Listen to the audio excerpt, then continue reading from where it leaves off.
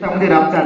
ऊन असेल, पाऊस असेल, हिवाळा असेल, पावसाळा असेल, शेतामध्ये राबतात. आणि ते कोणासाठी राबतात की माझं बंधू, मी जे उन्हा पाण्यामध्ये कष्ट करत आहे ते दुःख माझ्या मुलाच्या वाट्याला येऊ नये, माझा मुलगा चांगला व्हावा, माझा मुलगा जीवनात यशस्वी व्हावा, आमच्यासारखं अडाणी राहू नये, म्हणून ते तुमच्यासाठी करत आहेत. बरोबर आहे?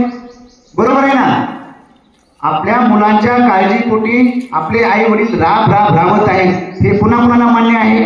हात वर करा. बरोबर आहे ना? मग जर ते आपल्यासाठी ते आपल्यासाठी राबत आहेत तर मग आपलं कर्तव्य काय आहे? आपले काही कर्तव्य आहे की नाही? कारण आपण आज बघतोय सर, मॅच्युरिटी एवढी फास्ट आली मुलांना, म्हणजे 17 वर्षाची मुलगी आहे, तिला रागवलं तरी कळते आणि प्रेमानं बोललं तरी कळते. म्हणजे एवढी समजूतदार पण होऊन गेलेत आणि सगळ्यांना समजते. आमच्या वेळेस त्यावेळेस म्हणायचे बाबा काय कळतंय. आता 5वीच्या पोरांना सुद्धा सगळं कळतंय. मग आपलं पण कर्तव्य आहे की नाही? आई वडील जर आपल्यासाठी एवढं राबत आहेत, कष्ट करत आहेत, मजुरी करत आहेत, हमाली करत आहेत, दुसऱ्यांच्या घरी नोकर राहत आहेत, कोणाचे आई वडील भाडी धरून काय करत आहेत, तर मग आपण सोशल मीडियापासून लांब राहून आपण आपला अभ्यास करून, सातत्यपूर्ण अभ्यास करून आपल्याला जीवनात यशस्वी व्हायचं की नाही?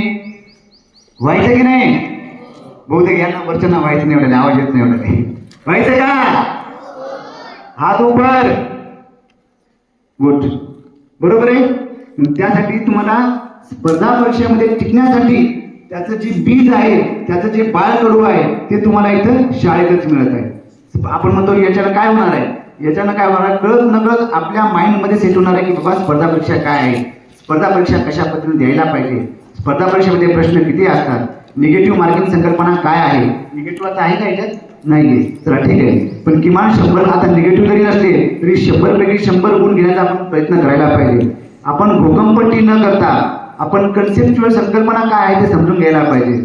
आपण म्हणतो चंद्रग्रहण, सूर्यग्रहण, कोणाच्यामध्ये कोण येते, कोणाच्यामध्ये कोण येते, उत्तर कोणीकडे आहे, दक्षिण कोणीकडे आहे, हे आपण बसल्या ठिकाणी जर संकल्पना समजून घेतल्या तर तुम्हाला कॉपी करायची गरज आहे का?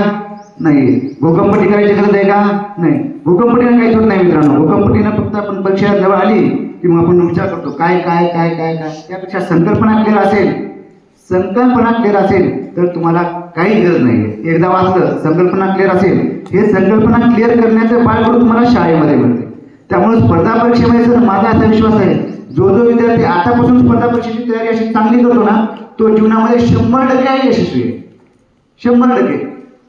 फक्त त्यासाठी काय करावं लागेल? तुम्हाला प्रामाणिकपणे प्रयत्न करावा लागेल. शिक्षकांनी जे सांगितलं ते चांगलं करायचे. आपल्याला विषय स्पर्धा परीक्षेमध्ये मित्रांनो सेमी शाळा आहे ना आपली, बरोबर आहे? सेमीचा उपयोग काय होतो? आपल्याला स्पर्धा परीक्षेमध्ये UPSCला पण सिलेबस आहे, सायन्स आणि मॅथ आहे ना. आपल्याला विषय किती आहेत? कोणी इम्पॉर्टंट सांगू शकेल का मला? आपल्याला आता विषय किती आहेत? कोणी एक का स्टँडअप? कोणी एक? आपल्याला शाळेमध्ये मराठी, इतिहास, भूगोल, विज्ञान, गुड, यासाठी पण ट्रेनिंग लागते. यासाठी एकदा क्लॅप होऊन द्या. मराठी, विज्ञान, गणित, इगुणा. बरोबर आहे. आपले विषय सकाळपासून कोणते विषय सांगायचे? हा, सायन्स. या विद्यार्थ्यांना जेवढे विषय सांगितलं, या विषयांपेक्षा वेगळा विषयच नाही स्पर्धा परीक्षेमध्ये. बस सिटो. आम्ही स्पर्धा परीक्षेमध्ये 4थी पासूनचे भूगोलचे पुस्तक वाचतो, 4थी पासून इतिहासचे पुस्तक वाचतो, 4थी पासून 12वी पर्यंत. स्पर्धा परीक्षा म्हणजे असं काही मोठं आभार नाही किंवा मोठं असं काही असं भूत वगैरे काही नाही. फक्त आणि फक्त 4थी पासूनचा सिलेबस, 12वी पर्यंतचा सिलेबस, 4थी ते 12वीचा सिलेबस जो वाचतो तो स्पर्धा परीक्षेमध्ये टिकतो. त्यासाठी तुमचं जर नॉलेज आतापासून जर पक्का असेल तर त्यावेळेस तुम्हाला अवघड जाणार आहे का? नाही. कारण तुम्हाला माहिती आहे की बाबा हे सिलेबस विज्ञान आम्हाला झालेलं आहे, डार्विनचा सिद्धांत आम्हाला झालेला आहे, न्यूटनचे नियम आम्हाला झालेले आहे. बरोबर आहे ना? बरोबर आहे ना?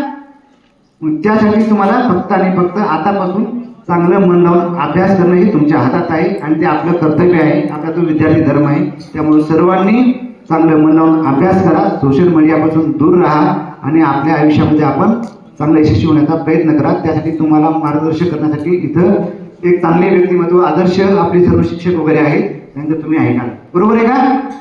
बरोबर आहे का? तिकडे